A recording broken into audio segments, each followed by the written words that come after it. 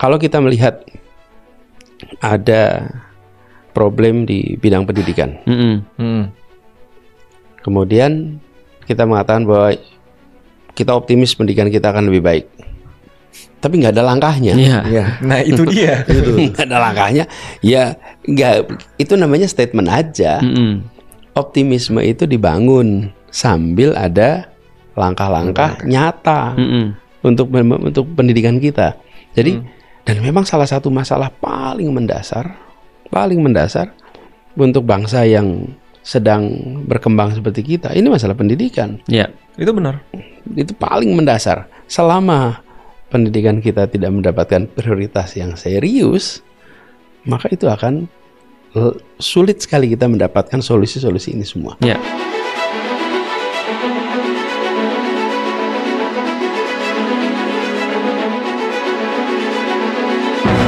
Pak Anies ketika di 2024, aku bilang begini, aku melihat, mohon maaf nih Pak kalau salah ya, ini nanti kalau salah boleh di-cut. Aku bilang itu problemnya mulai setelah ada wakilnya.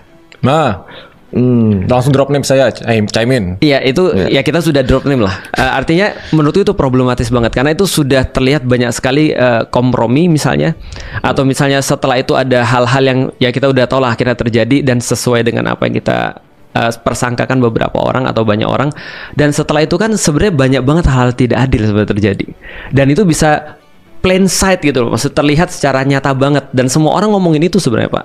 Dan ini kan kasus yang sebenarnya kita nggak bisa optimis sebenarnya dalam hal ini.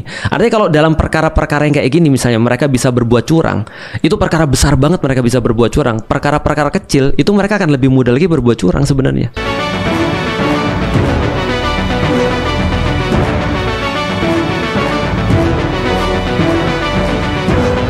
Saya tidak mau mengungkapkan keanehan-keanehan itu sebelum sidang MK. Ya. Jadi kalau sekarang saya mengatakan karena itu sudah diakui oleh hakim-hakim MK. Oke. Jadi ini bukan tuduhan. Itu adalah dokumen yang hakim-hakim MK pun menuliskan di dalam dissenting opinionnya. Ya.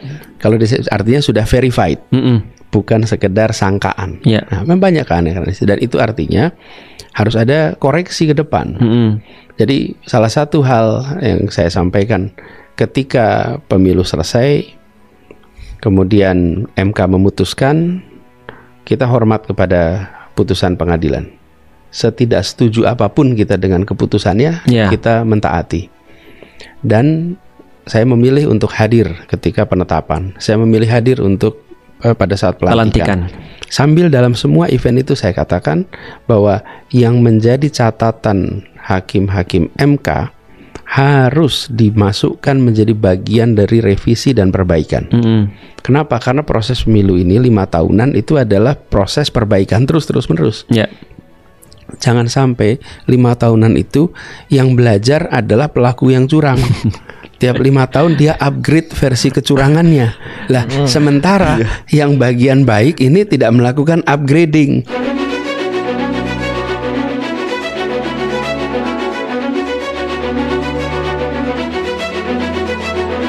Harus diperjuangkan, tidak bisa ditinggalkan. Problem itu tidak selesai dengan kita marah-marah dan meninggalkan. Problem itu hanya bisa selesai kalau kita confronting, kita menghadapi, kita mengungkapkan, dan kita menuntut itu diubah. Nah, ini yang menurut saya penting. Tanya semua anggota DPR yang terpilih, apalagi yang tidak terpilih. Painful nggak pemilu itu? Iya, banget. Semua yang terpilih aja bilang painful kok. Iya. Apalagi yang tidak terpilih. Gak boleh modal. Tapi jangan sampai kayak kapok sambel. Selesai pemilu marah-marah, kecewa, habis itu ya move on aja, nggak dikoreksi. Mengkoreksi ini lebih penting daripada agenda-agenda revisi undang-undang yang lain. Karena revisi ini akan mengatur bagaimana proses pemilihan individu-individu untuk mewakili kita di DPRD, di DPR dan lain-lain. Nah, lalu terkait dengan intervensi kekuatan, itu belajar di sejarah. Ada itu peristiwa-peristiwa seperti itu di berbagai tempat, bukan hanya di Indonesia. Apakah bertahan? Tidak bertahan. Tidak bertahan. Semua kewenangan yang diambil dengan cara yang tidak benar, dia mengalami kerapuhan legitimasi. Ya. Legitimasi yang rapuh itu tidak menjadi masalah ketika kondisi ekonomi dan politik baik-baik saja. Tapi kalau sudah Tapi problematis, ketika kondisi ekonomi, kondisi politik tidak baik-baik saja, maka legitimasi yang rapuh itu sensitif. sangat lemah, sangat lemah. Karena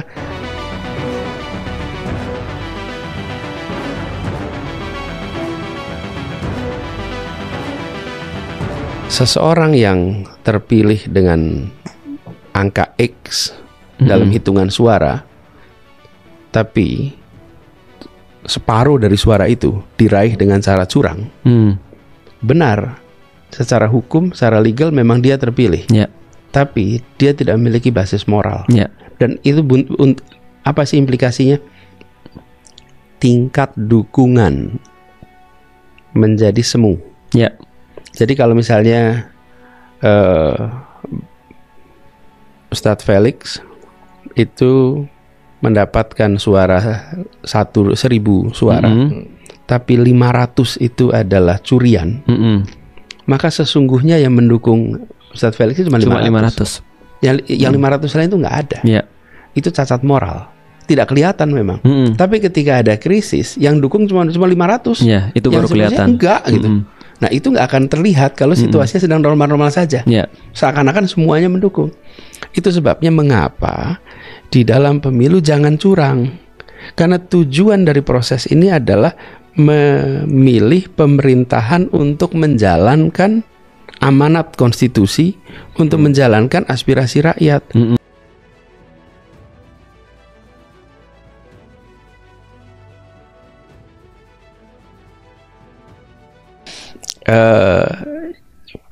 Menurut saya rakyat ini bisa menilai dan nantinya akan mengambil sikap kok. Akan ambil sikap kok. Ketika sebuah partai konsisten atau sebuah partai tidak konsisten, Ya. itu reaksi dari pendukungnya akan konkret kok. Ya. Konkret. Ya, kita bisa menyaksikan. Ya, kemarin. Ya. Jadi menurut saya hari ini tuh kita justru berada di dalam situasi informasi makin hari makin, kalau bahasa resminya makin simetris. Ya.